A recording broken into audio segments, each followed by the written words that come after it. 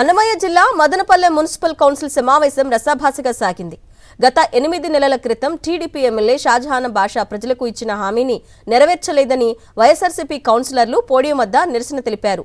ప్రజలు చెల్లించిన పన్ను 40 కోట్లను ప్రభుత్వం నుంచి తిరిగి జమ చేస్తామన్న హామీ ఏమైందని ప్రశ్నించారు. అదనంగా మరో 400 కోట్లను కూడా ప్రభుత్వం నుంచి మంజూరు చేయిస్తానని టీడీపీ ఎమ్మెల్యే ప్రగల్భాలు పలికారని, కూటమి సర్కార్కు వ్యతిరేకంగా వైఎస్ఆర్సీపీ కౌన్సిలర్లు పోడియం వద్ద నినాదాలు చేశారు.